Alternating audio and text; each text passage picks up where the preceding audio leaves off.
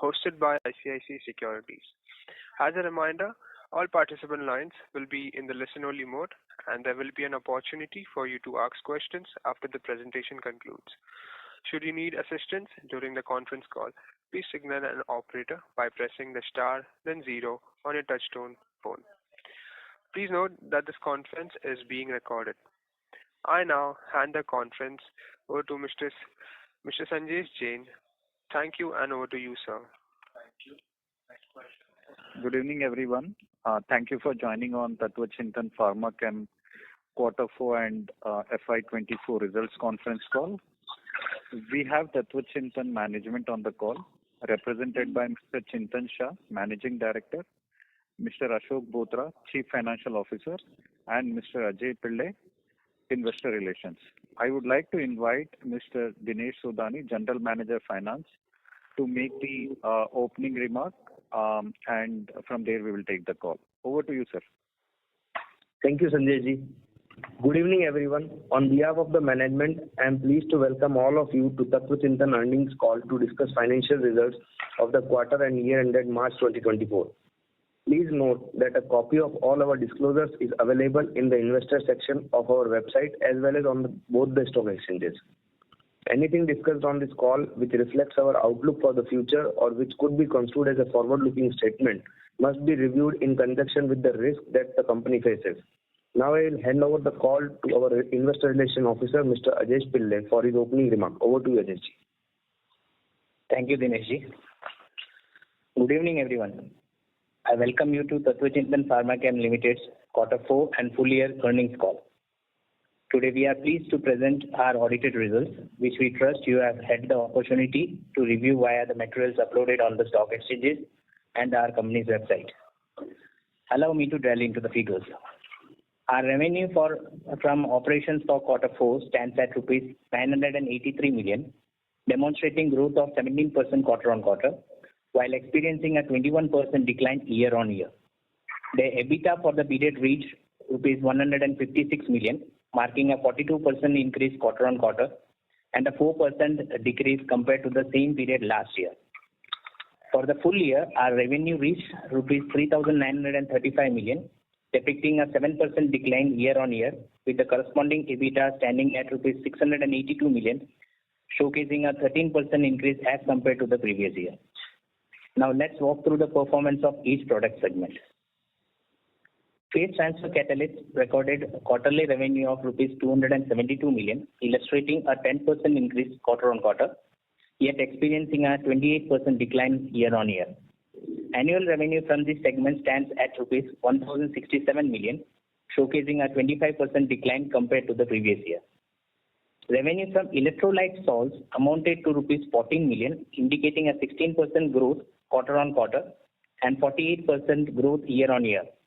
Annual revenue from this segment totaled rupees 50 million, reflecting a 70% decrease compared to the previous year. Pharma and agro intermediates and specialty chemicals posted quarterly revenue of rupees 280 million, marking an 11% increase quarter-on-quarter, while witnessing a 6% decline year-on-year. The annual revenue for the year in this segment is rupees 1,132 million, demonstrating a 15% decline year-on-year. SDS achieved a quarterly revenue of rupees 408 million, indicating a 26% increase quarter-on-quarter, although experiencing a 26% decline year-on-year. The annual revenue for SDS reached rupees 1,655 million, representing a 30% year-on-year growth. In conclusion, I would like to pass the call to our respected Managing Director to provide insights to our business outlook. Over to you, sir. Good evening and a warm welcome to everyone. Today I will just brief you about the business outlook and developments. I am pleased to report that our business volumes have shown gradual improvement in Q4. We anticipate to continue a moderate growth over next 2 quarters with a good uptick expected in Q3 and Q4. The improvements in business sentiment is quite evident, with a notable increase in serious inquiries with improved volumes. Since mid-March, both of our plants have been operating with improving capacity utilization, reflecting the growing demand. What is particularly encouraging is the shift in customer behavior. We are experiencing a notable increase in push for early shipments and urgent orders, indicating a marked improvement in demand within our industry. It is worth noting that except for agrochemicals, all other chemical sectors we serve are reflecting improved sentiments and a brighter outlook. Contrary to our initial expectations, the prices of several chemicals continued to decline through Q4. In particular, raw material prices of SDAs have seen significant reduction, and also certain key raw materials of few PASC products have also declined. However, during the month of April, we have observed a stabilization in prices. With improving demands, we logically feel that the price of chemicals should turn around within next couple of quarters. Throughout the fourth quarter, freight charges remained persistently high. While there has been a slight reduction in freight charges in the US sector recently, but the European sector continues to face elevated cost. Now let us go through the outlook of each segment. Phase transfer catalyst. We expect a stable revenue in this segment for FY25. We have managed to retain all our major customers for PTCs. The recent addition of new business within the segment will offset the continued subdued demand of PTCs from agrochemical sectors in FY25. In this segment, the raw material price reduction was the most during FY24, which led to the reduction in its revenue realization. Structure directing agents, SDAs. SDAs have exhibited strong recovery of business across various applications. I am pleased to inform you that we have been formally qualified in all ongoing applications with various customers. Commercial supplies in most of these cases have also begun. Only one application still continues to remain under qualification. With onboarding of new customers coupled with improved demands, we foresee a handsome growth in volumes of SDAs in FY25. But the significant reduction in raw material prices during Q4 will translate into lower price realization of SDAs in FY25. So the revenue growth will not be proportionate to the volume growth. Electrolyte salts. The poor offtake in Chinese markets has led to lower levels of business for the electrolyte salts in FY24. However, there are promising developments on the horizon. The progress of our existing customer setting up a fully automated production line for energy storage batteries is proceeding as planned. We anticipate a significant uptick in demand starting from August 24. Furthermore, our ongoing qualification process with another customer is progressing smoothly. This customer represents a significant application of batteries in hybrid cars with our type of organic electrolytes, and which will lead to large volumes in coming years, with potential commercialization beginning from end of 2024. In another major development, we have successfully developed formulation of electrolyte for the zinc battery. We are in process of submitting samples to the potential customers. With a thrust among car manufacturers to move to hybrid cars and increasing demand for energy storage systems, continues to keep this segment exciting.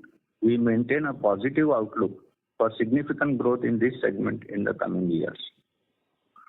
PASC segment. Validation of 3 pharma and 2 agro products have progressed positively. So far, we have not received any adverse comment and we expect formal validation within due time. Due to ongoing Red Sea problem leading to extremely long transit time to Europe, delivery of our third agro product got delayed by about 45 to 60 days, which will translate into delay in formal validation and consequent commercialization of this product. As we can foresee that we will run very tight on production capacities, we have already commenced production of 2 new PASC agro products for which commercial supplies will begin in late Q2, early Q3. This strategic decision allows us to accumulate sufficient inventory to meet the potential committed demands. We have begun commercial production of our first photochlorination product. We have faced a lot of initial challenges and few breakdowns, but each of them has been resolved successfully and production has resumed smoothly. In monocline continuous flow chemistry, we had run into major safety concern on pilot scale trials. Now, finally, the correct solution to the problem has been identified. We are completely revamping the pilot equipment and redesigning a new one as per the identified solution. With necessary safety and control measures in place in the newly designed pilot equipment, we are confident to run monocline successfully, as the catalyst has already performed very well in the earlier trials. Similarly, catalyst of two other products on continuous flow reactor applications have given very satisfactory results on pilot scale, but we shall do piloting again after getting the new pilot equipment to ensure that we run it very safely. We have successfully developed and piloted 4 new products of common family having large volume applications into polymer industry. We have developed the key intermediate of this product range with an innovative electrolysis technology replacing the conventional high-risk technology. This makes the process much safer and price competitive. We are now gearing up to do plant scale trials. Flame retardants. Market continues to remain at unrealistic low prices. We observe a positive change in terms of inquiry flow from number of different customers with improved volumes. This indicates an improvement in demand scenario for flame retardants, but unfortunately this is not reflecting in price improvement. We continue to wait for the right moment to begin commercial production. We have successfully completed development of our third BFR on lab scale. In view of improved business sentiments and various product approvals and their commercializations, we expect FY25 to be a robust year and we shall see high plant occupancy. Though this demand growth will not reflect proportionately in top line growth due to reduced prices of products led by reduction in raw material prices. Despite of this, we expect to achieve top line growth of 35 to 40%. This is considering that raw material prices continue to remain at such low levels. Any positive changes in pricing will have a direct impact on the top line growth. With our unwavering commitment to innovation, quality and customer satisfaction, I am confident that we are well positioned to capitalize on upcoming opportunities and drive further success in coming quarters and years to come. Thank you. Now I hand over the mic to Mr. Ashok Bothra.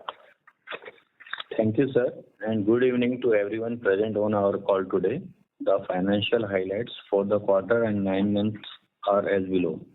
During Q4FY24, the company reported revenue from operation of 983 million versus 1245 million in Q4FY23. During Q4FY24, the company reported EBITDA of 156 million versus 163 million in Q4FY23. EBITDA margins were at 15.9% versus 13.1% in the same period previous year. During Q4FY24, the company reported PAT of 96 million versus 170 million in Q4FY23. PAT margins were at 9.8% versus 13.6% in the same period previous year. During FY24, the company reported revenue from operation of 3,935 million versus 4,236 million in FY23. During FY24, the company reported EBITDA of 682 million versus 606 million in FY23. EBITDA margins were at 17.3% versus 14.3% in the same period previous year. During FY24, the company reported PAT of 304 million versus 455 million in FY23. PAT margins were at 7.7% versus 10.7% in the same period previous year.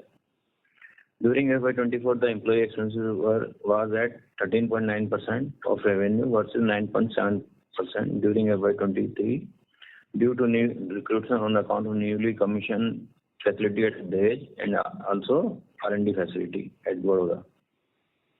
During FY24, exports stood at 2,769 million, contributing 70% of the revenue. Out of net IPO proceeds of 272.81 million, 100% of the funds have been utilized till 31st March 2024. During the quarter, 10 million was spent. That concludes an update on the financial highlights of the company. I shall now request the moderator to open the floor for question and answer session. Thank you very much. We will now begin the question and answer session. Anyone who wishes to ask a question may press star and 1 on the touchtone telephone. If you wish to remove yourself from the question queue, you may press star and 2. Participants are requested to use handset while asking a question. Ladies and gentlemen, we'll wait for a moment while the question queue assembles.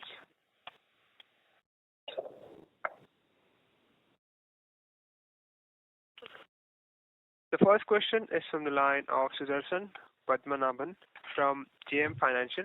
Please go ahead. Yeah, thank you for taking my question.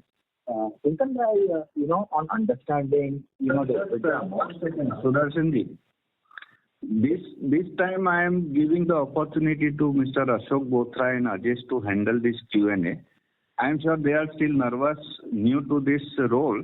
They may fumble up, but I want them to start taking up these challenges. And if there is any unsatisfactory information or anything else, I can respond to you maybe tomorrow, to all the participants, that I can respond offline by email or something. So let us try to give them the opportunity this time. I hope it is okay, sir. Sure, definitely. Thank you so much. Thank you. My question is to understand more on the EBITDA side. See, I understand that today our capacity utilization is very low. In fact, the new plant is significantly underutilized. In terms of your top line, you had clearly elucidated about the 40% because of the price decline. In certain parts of the business, the raw materials, we pass it, which means the margin optically looks higher, which what I would assume is also played in this quarter.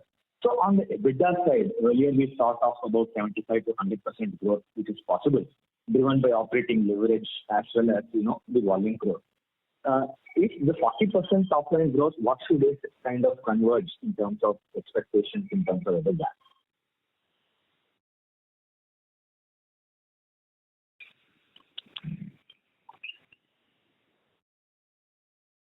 Sir, actually you were not clearly audible. Can you please repeat? Let me answer this. Sudarshanji, this 35 to 40% growth in revenue will, if I'm not wrong, we are at about 16 or 17% EBITDA this year. And with the increasing volume, see, basically the issue is our gross margins are very satisfactory even as of today, despite of this price scenario. The issue is absorbing the overheads. So as your volume picks up, your revenues pick up, your general overheads will start to drop, which will reflect into your EBITDA margins. So if you see my salary cost or the employee cost, it is now typically hitting in a range of about 14 to 15% versus sales. Mm-hmm. Whereas if historically I see before 1 year before this, then historically it has remained in the range of 7 to 9%, and which is a realistic approach. So when these volumes pick up, your automatically this general overhead cost starts to coming down and it starts reflecting your better EBITDA margins. So still we continue to remain confident with this increasing volumes. We should hit EBITDA in the range of 22 to 24% next year. Sure, sir. And sir, from the operational perspective, I mean, on the continuous flow chemistry, we were quite positive on the PASC commercialization, and also tapping newer clients on the SDA side. We were expecting clients to start contributing from the second half. Can you give some color with respect to, we talked about some improvement in the first half and a sharper improvement in the second half. What could it kind of entail beyond even FY, the second half, what is the kind of ramp up that one should see from the newer contracts that we are talking?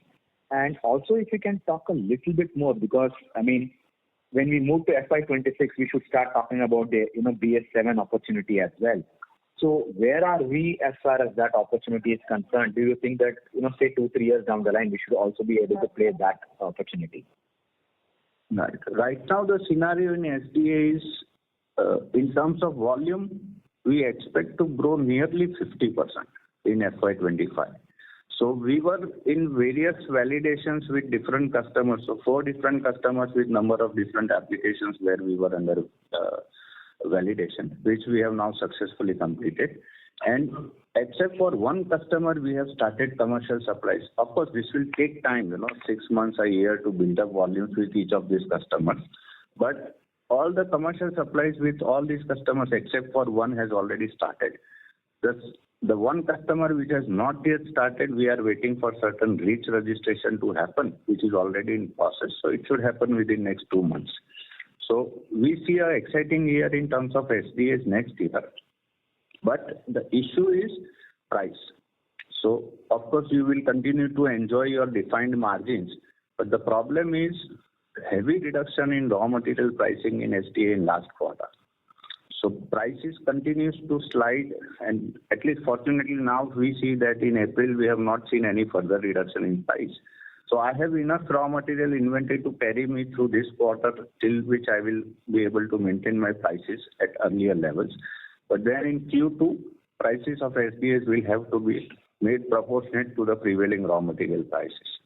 So though our volume growth will be 50%, I expect the maximum revenue growth to cross only 25%. So this is an irony. So unless and until the raw material prices start to increase, this is going to be a tough scenario. So the revenue increase will be visible as soon as your prices start to improve. So we are actually, everyone would wish that raw material price should come down. We are now expecting this raw material price to go up, which can directly impact your top line and also your overall EBITDA margins also. And so we see next year as an exciting year for SDA to begin with. And this, when you say 26, we will have enhanced volumes coming from Euro 7 as well. So this will again further enhance this volumes by another 30 to 40%.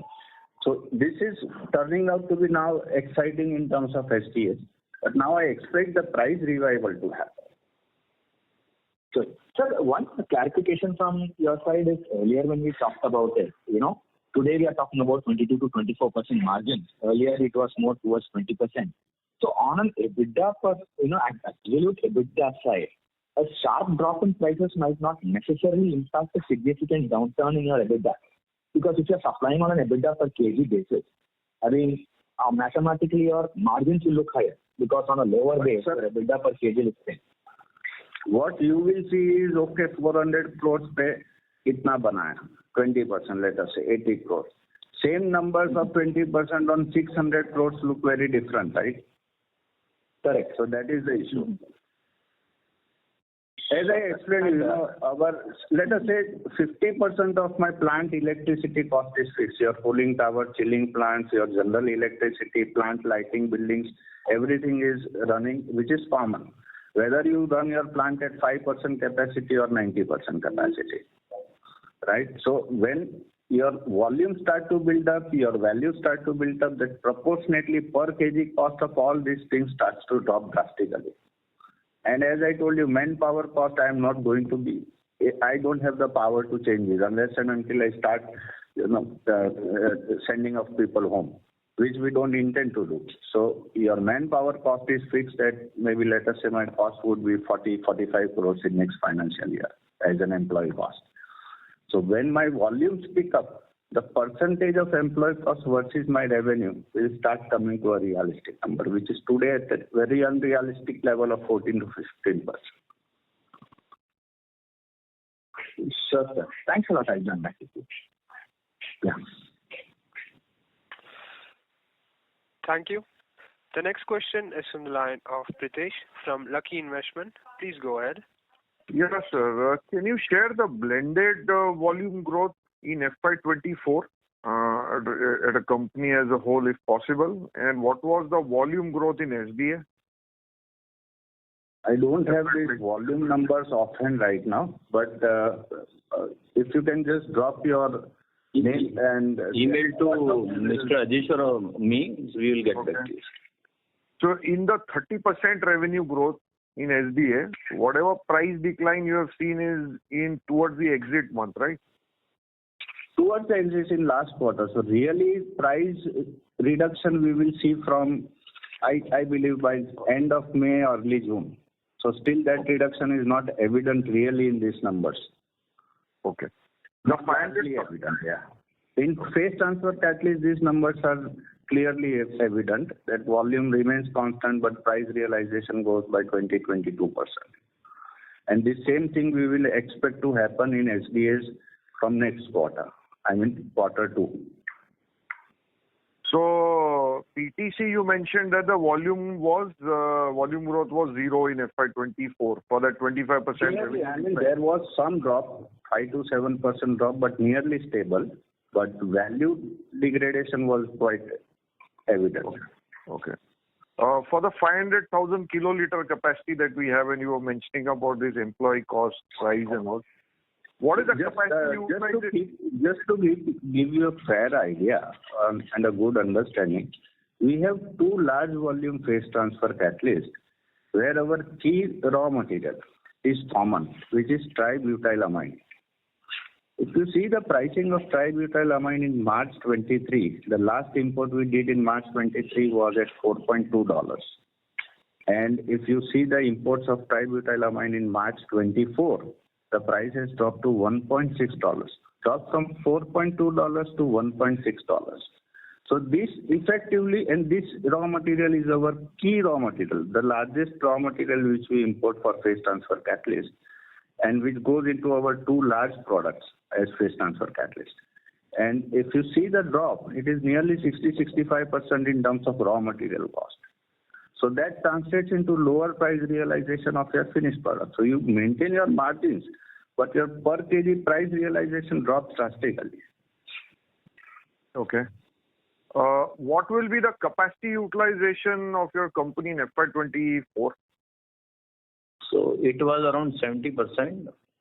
As far as reactor capacity is concerned, for assembly it was around 30%.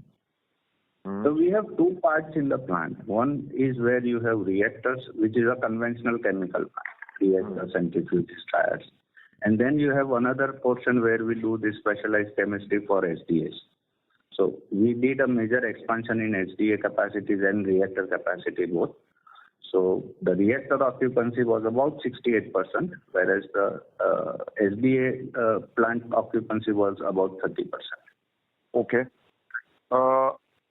And which is now increasing. So we are seeing improved occupancy of both these facilities from mid of March. Yeah, so when you say 50% volume growth, basically, which means the SDA assembly side in the next 2 years will easily head to about 70-80% capacity utilization. Exactly. So okay. Even if I talk of today, even just I am saying improvement beginning in March and we are sitting in end of April, early May, our occupancy in assemblies have crossed 55%. Okay. The way you shared that the PTC for the minus 25% revenue decline in FY24 largely was price-led. In pharma and agro intermediate for the 15% revenue decline, would it be price-led? It is partially price-led, but not significantly price-led. Okay. And I did not understand your outlook which you mentioned in the pharma and agro intermediate side, where you said there were 3 new products to be developed, 2 were done, 1 had a delayed process. No, 6. There were 6 products. 3 on pharma side, 3 on agro side. Out of these, 5 products have been into qualification and the qualifications are running smoothly. We have not heard any negative comments. These are qualifications.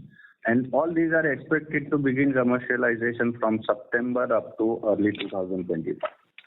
Now there was one agro product which we dispatched after the Red Sea issue. So this got stuck up in transit and it got delayed by about 45-50 days in transit because of this Suez Canal problem. And then now it is getting into validation. So we had expected to receive that validation by August, but now we expect to get it by November. But what's the sales potential of these 6 products? So this 6th product which I am talking of is the largest of all the 6. And overall revenue potential of all these products together is above 200 crores. And the 6th product itself? 6th product itself is above 100 crores. Okay. Do you have this capacity of, let's say, this 30% reactor capacity that you have?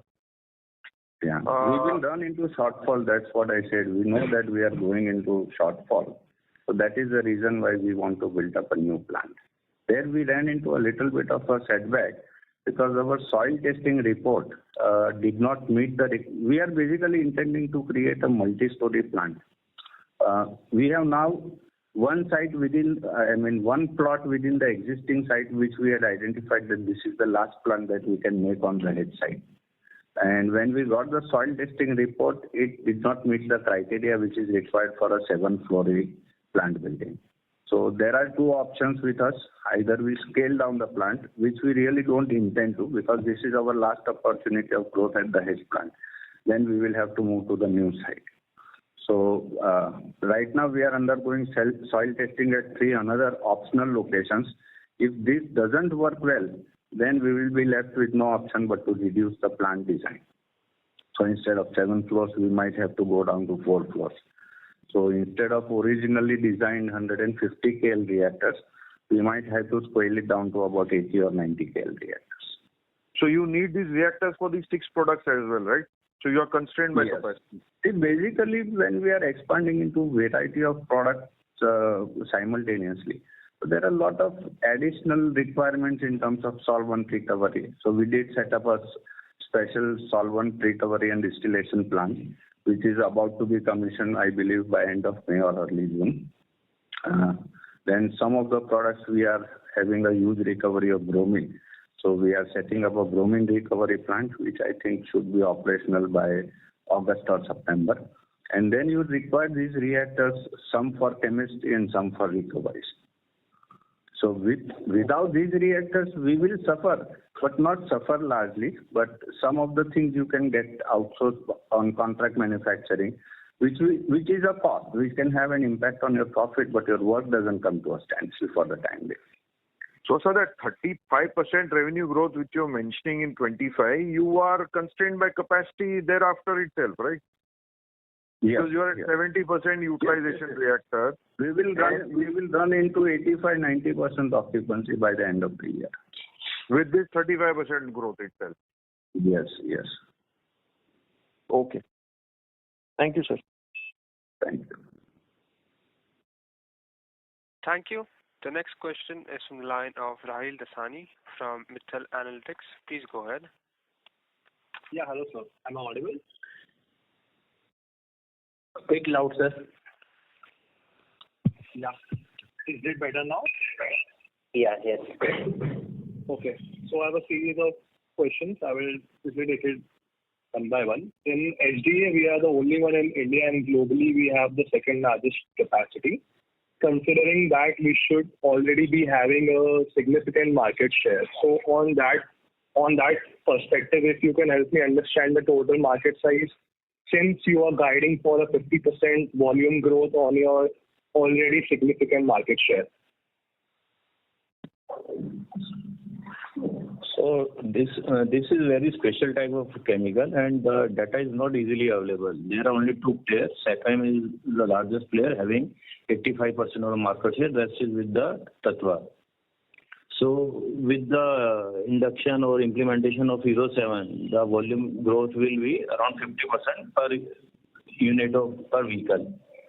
So moreover, we will, when this Euro 6 got implemented, we were by that time, Europe, US, and Japan already implemented the same.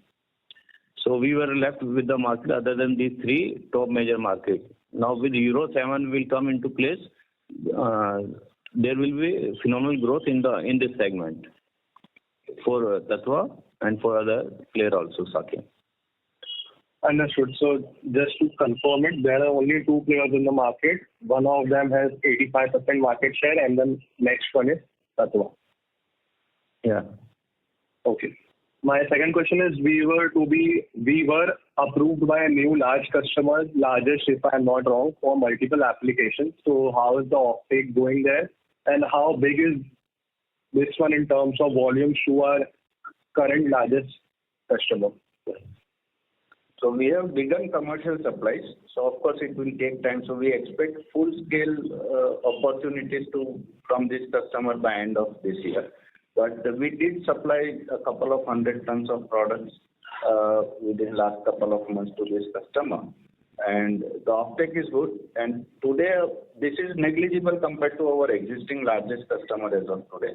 But we expect this new customer, the largest customer, to become as big as total of our all three major customers at present. That is the kind of volume we are looking at for them. But this will take about 1.5 to 2 years to build up to that kind of volume. Got it. And also the big existing customer, we got approved 2 products from them. So in terms of volumes, how will it add up for us? So that will nearly increase our volumes with this existing customer by about 40-45%. And then commercial orders for these new applications which we have been approved, as for 2 applications the orders have been punched in. And the third application, we expect this to start commercially by end of Q3 probably, I would say, from between October to December, when we should start commercial supplies. And any particular reason for these players to shift from the dominant supplier to us? One very key reason is the raw materials for both these SDAs, major SDAs, was always China dependent. So there were 3 suppliers, but all these 3 suppliers were from the geography of China. And we came up with an in-house production, successfully developed these raw materials in-house. And that is where we laid an option in front of them that you can get a non-China product, non-Chinese origin material, completely Indian made, and this is what we can offer you. So this is how we got this opportunity. Got it. That's basically, I would say something like China plus 1. But not in reality, but it is kind of safeguarding that if something happens in China, then what is our option then? That is how we got this opportunity. And in terms of cost, how do we compare with them? We are very much competitive and without compromising the quality. Got it. So we are, honestly speaking, if I have to take a pure decision only as an investor, I will not produce these raw materials because we are not saving more than 10 to 15% in terms of cost of these raw materials compared to what we can already buy from China. But had we not done this, then we would not have seen this business. That is also a reality. Makes a lot of sense. My second question is around the PASP segment. So previously we were guiding for 70 to 80% utilization in our Dahej unit, but then last quarter we guided that we would fully utilize it and also complete a capex by August to October. And I understand the products have been approved, but if you could explain the confidence, especially when this is a different technology being used to produce, which we have never done at these large volumes. Do we have some sort of a verbal or some signed contract? Out of these 5 products, we have, as I already mentioned, we have already started commercially producing and building up inventory for 2 products. So you can understand the level of confidence we have. The initial comments and, see, these validation processes are quite lengthy. They will first make the product that is using my raw material, they will make their active or whatever they make. And then this active is converted into a formulation and then put into stability study, which takes about 5 to 6 months to get approved. But you get a basic approval as soon as they make the active. So using your raw material, whatever product they are going to make, as soon as they make it, they give you a informal intimation that your product looks good. We don't see any problem, and now we are taking it for formulation. So those kind of feedbacks we have already received for 5 products. Out of this, we have already started manufacturing 2 products because we know that right now we do have spare capacity at the plant, but we know that as the year goes by, we are going to get occupied. So we already started producing 2 products and started building up inventories, so that we don't miss on the opportunity because of lack of availability of plant. We want to not miss on volumes of these products. Got it. So what I'm trying to understand is in 2023 also we affected a similar thing in HDA where we created a huge inventory but the customer didn't come through for us. So for PA, SC, how do we cover our downside if there is something like that again? Your question is very valid, but the level of business and we have with this customer, it is not a new customer for us. So they are our existing customer, these 2 products what I am talking of. So both these customers are already known and very long, about 12 to 15 years of business relationship with both of them. So I don't see any issue and they are just giving us, this first year is like a trial year. And they are just allocating 7 to 8% of their overall sourcing volume to us. So it is nothing for them. So I don't see that risk. Adding to Sir's point, so in 22-23 there was chip shortage resulting in the lower production of the automobile. So it was not because of some bad intent on the part of our customer, but it was the business decision they have taken in view of the chip shortage. Got it. And lastly, if you can talk a bit on these 6 products, who else is selling these products? How complex are they to manufacture? How did we get our clients to shift from previous suppliers? And why did they shift exactly? If I try to give you a very common answer for these all products is we show them a saving in terms of environmental cost. So we are giving you a cleaner or a greener product.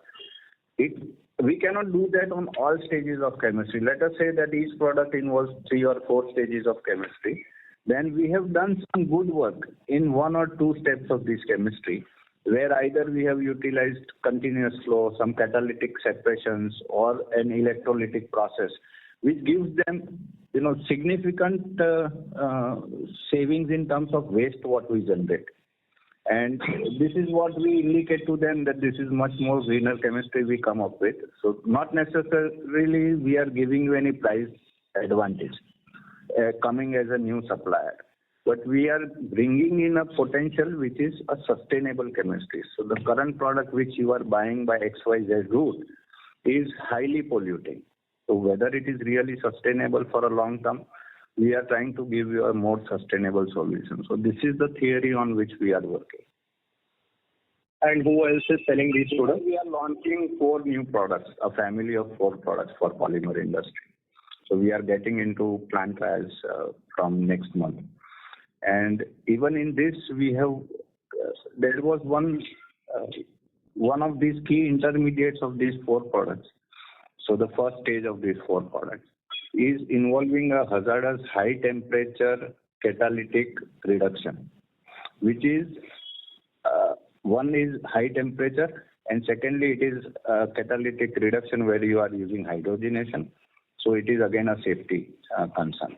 This we have replaced by our electrolytic technology, which is running in water and using electricity as the source for hydrogen. So we basically split water into generating hydrogen, and this hydrogen is used for hydrogenating the desired molecule. So this is where we could successfully establish this technology, and now we are coming into commercialization from next month. Of course, this is very large opportunity, very large volume, but again, it will take us time because again, longer lead times in terms of getting ourselves qualified. And these customers again globally spread, and it's not a very familiar segment for us. So of course we know few of them because of flame retardants introduction, but we don't have any commercial business even as of today on flame retardants.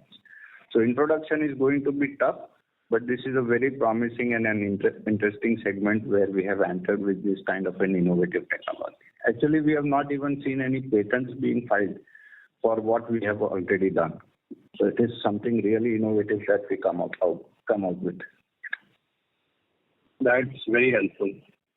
Secondly, in one of the previous calls, you have mentioned that one of these 6 products will be a 200 crores product, but in this phone call, you have mentioned it's a 100 crore product. So first of all, if you can explain what's changed, and second of all, this product has a potential to grow beyond 500 crores, actually speaking.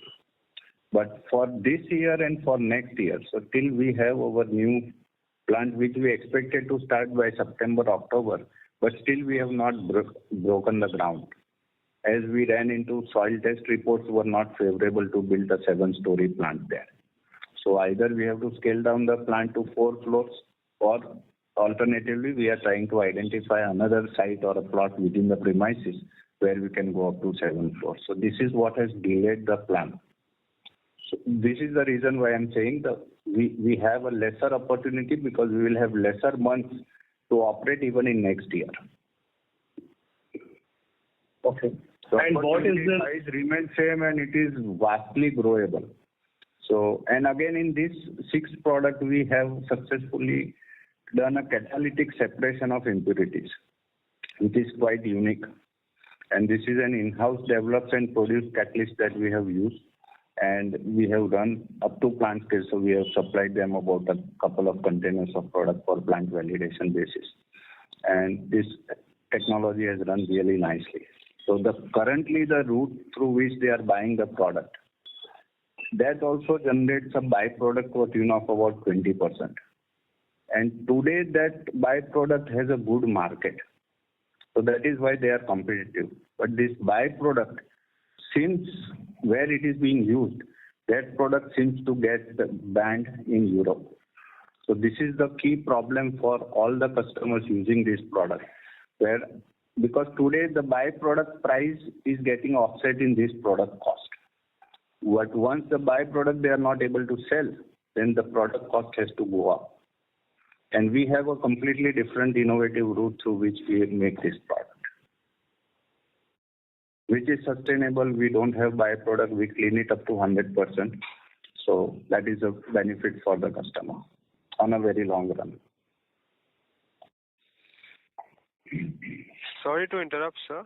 I may request Mr. Rahil to please follow up in the question queue to ask further question. Okay.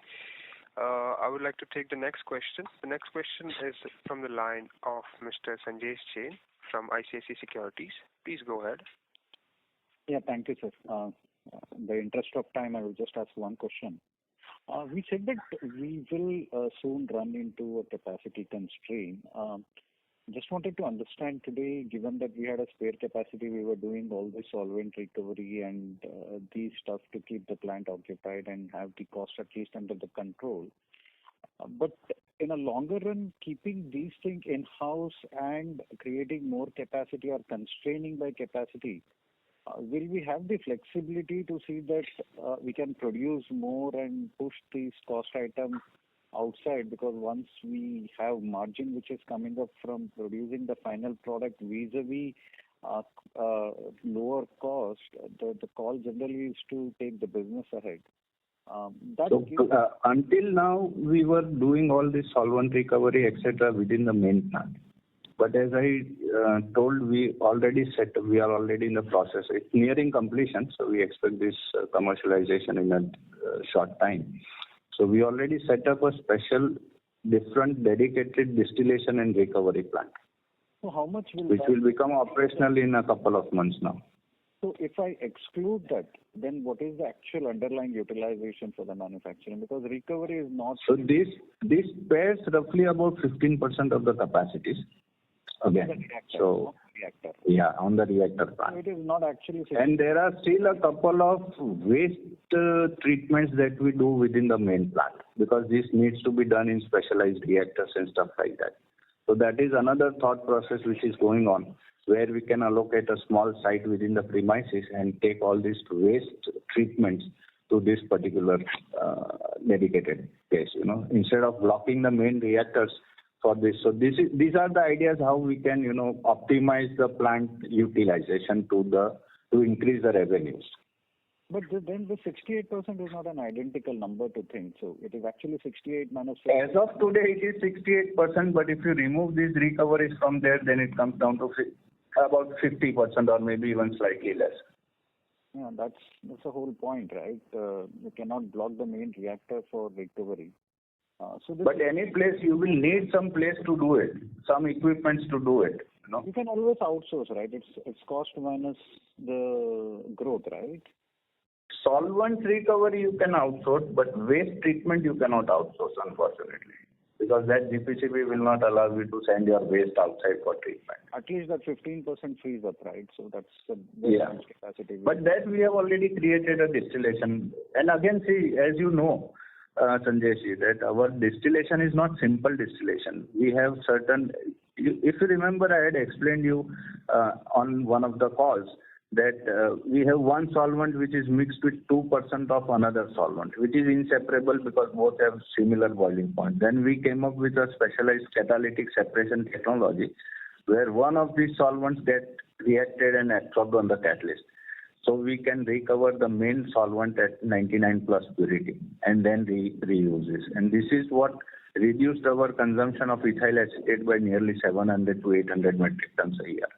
Now this you have to do in-house. You cannot give it to someone else because he will not have this catalytic separation facility. No, so technically then telling that once we move to a solvent plant, which is what, 2-3 months away? 2 months, maximum 2 months. So it's we can actually double the capacity, right? We are at 50% utilization. If I say even 85-90%, that means we are talking of a good 80-90% jump in the volume, which is possible from the existing plant. Yes.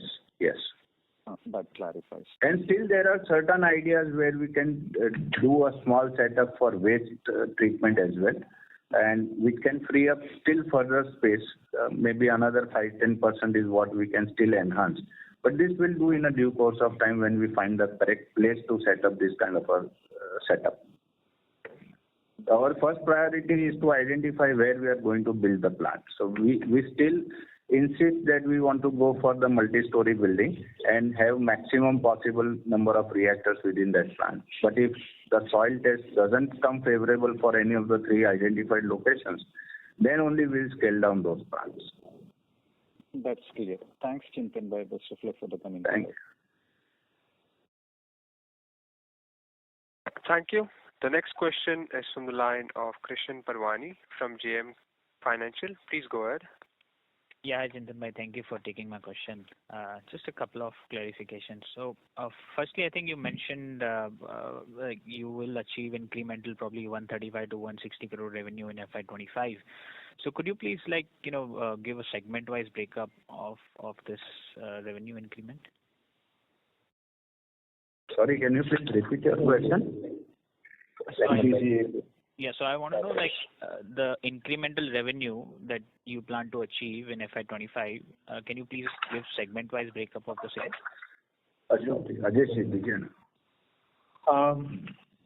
We will, as far as electrolyte salts are concerned, we would find somewhere around 150 to 160% of increase in revenue. And PACs are concerned, we will grow by around 80 to 90%. With PTC, we will be growing somewhere around 8 to 10%. And for SDAs, we will be growing somewhere between 15 to 20%. Understood. And given that you mentioned, that you might need some capex, so what will be our capex for FY25 and 26? 70 crores. For FY25? Yes. And for we had already mentioned that in our earlier earning call also. And as sir rightly mentioned that we hit a roadblock in the process because we failed with the soil testing of the indented site. And that we will be again, it is just postponed by a couple of quarters, and then as soon as we find a suitable location for the same, we will again be restarting the capex. So that would be around 70 crores. Okay. And so would you have any capacity available to achieve top line growth in FY26? Yes. Okay. And just a clarification on the number side. So there has been some restatement on the employee cost and other expenses, and also on the other current assets and financial assets for FY23. So can you please explain what is the rationale behind it? So, in employee cost, staff welfare expenses has been moved from other expenses to employee cost. So that is one of the regrouping we have done. And regarding other point you have? Other current assets, yeah. For FY. So there were minor changes. So we will get back to you on this. So stating the nature and amount. Okay, no worries. For other expenses, for other current assets, please. Sure. Thank you. Wish you all the best. Thank you. Thank you. The next question is from the line of Vipin Goyal from Mirabilis Investment. Please go ahead. Yeah, hi sir. Thank you for the opportunity.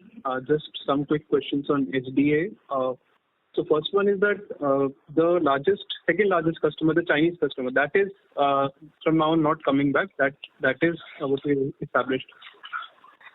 So large part of the incremental growth in the next year.